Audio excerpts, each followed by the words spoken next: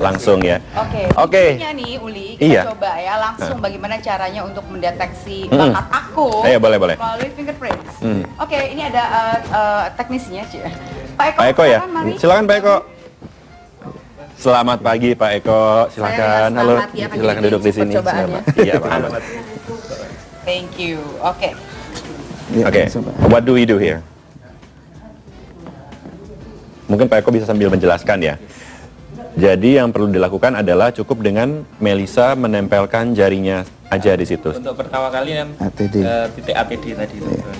Yang tadi pas di break, pas lagi break kita sudah menentukan 3 titik ATD. ATD tadi apa Pak Eko? Pak Teguh mungkin tri radius. Iya, tri radius. Titik pertemuan 3 arah guratan sidik jari. Oke.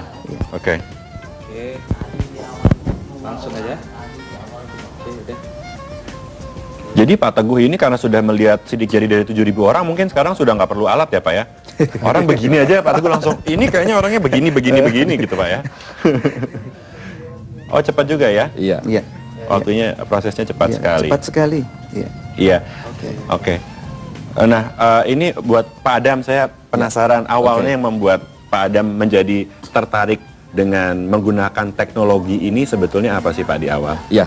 Jadi Primagama melihat bahwa metode ini adalah metode yang sangat simpel, bisa mengungkap potensi atau kecerdasan seseorang.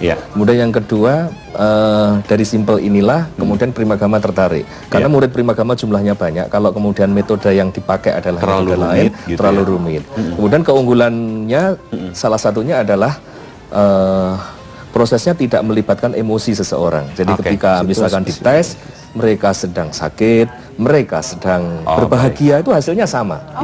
Iya, kan sidik jari kita ini kan unik dan bentuknya tetap akan seperti ini sepanjang masa. Apakah saya boleh dibacakan hasilnya Pak Adam atau Pak Teguh? Iya bisa. Mungkin Pak Teguh ya, karena mic-nya ada di Pak Teguh nih. Silakan. Hasil dari tes DMI aku ya. Oke, kita bacakan. Jadi hasil tes DMI ini dipastikan lebih unggul daripada psikotes yang selama ini sudah ada ya Pak? Ini alternatif Pak ya? Alternatif ya. Ini yang kita lebih akurat? Lebih akurat. Cuman ini yang membuat menjadi kita sebagai orang yang diuji menjadi lebih nyaman adalah seperti kata Pak Adam tadi, karena tidak melibatkan emosi Pak ya. Jadi di dalam kita keadaan capek, kadang-kadang kan kalau psikotes problemnya adalah tadi malam habis berantem sama istri, hari ini psikotes nggak konsentrasi kan, pengaruh begitu ya. Saya perlu jelaskan sedikit nih. Silakan Pak. Mbak Meli kan sudah diambil sidik jarinya tadi waktu break. Kemudian Pak Eko sudah memproses, mengupload pada server kami yang ada di Yogyakarta. Jadi, gitu Pak ya? Sekarang sudah ada di Yogyakarta, tidak lagi di Singapura, tapi sistem ini sudah full kita beli di Indonesia dan akan kita kembangkan. Jadi data yang ada sekarang tidak diproses di laptop, tapi dikirim dulu ke Jogja lewat internet, gitu Pak ya? Dikirim kembali hasilnya. Dan ini sudah kita peroleh. Wah, ini tadi sementara nge-break proses yang ada di sana. Untuk customer yang lain kita hentikan. Mbak Meli untuk masuk dulu. Seorang Melisa Karim. Aduh, saya sangat beruntung bertemu dengan 7.000 orang lagi garuk-garuk kepala melihat Melisa Karim di TV hari ini. Sudah tes DMI, saya duluan. Kita akan mengetahui fungsi otak kanan dan fungsi otak kiri. Silakan Pak, apa nih jadi hasilnya? ini Mbak Melisa ini dari output ya, generating report kami. Di sini dominasinya otak kiri lebih dominan. Itu artinya apa Pak, otak kiri artinya dominan? di sini ada variabel linguistik ya, kemudian logik matematik ya. Ini berpikir operasional begitu ya. Ini lebih mendominasi. Jadi dalam segi bahasa dia bagus gitu, logika. Iya, dan dari variabel yang ada ini yang paling mendominasi adalah aspek planning ability. Planning. Jadi Mbak Melisa ini senang banget gitu ya. Ngatur-ngatur orang. Ngatur-ngatur Memang, bicara Pak, tentang masa depan. Itu problem bagi teman-temannya memang. gitu ya. Oke, ya. Kemudian itu masih di otak kiri tuh Pak ya. Jadi linguistik, matematis, terus planning. Iya, kemudian naturalisnya itu nomor 2 ya. Naturalis jadi itu apa, tentang Pak? alam gitu ya. Tentang keindahan. Aku menyukai keindahan. Iya, betul. Nah, ini untuk yang distribusi kecerdasan majemuk, Mbak Melisa ini dominasinya di intrapersonal. Jadi orangnya sangat pede banget, pede habis.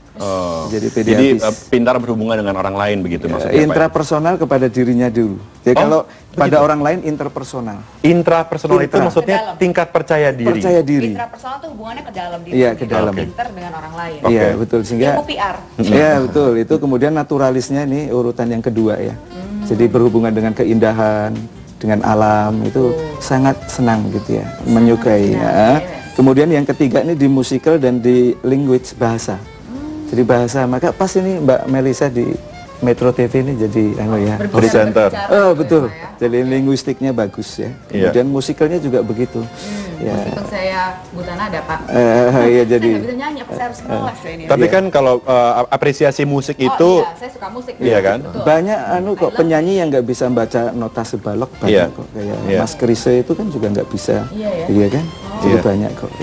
Gimana Mel? Apa lagi Pak? Ya, ini saya pikir distribusi ya, karena kemudian naturalis sudah ya, jadi tentang keindahan tadi, merasakan Mbak ya. Gimana Mel setelah mendengar analisa tadi, maksudnya pemikiran Melisa gimana gitu? Tapi saya berharap Bapak akan membacakan bakat saya tuh seperti yang seru-seru gitu loh. Apa misalnya? Atlet.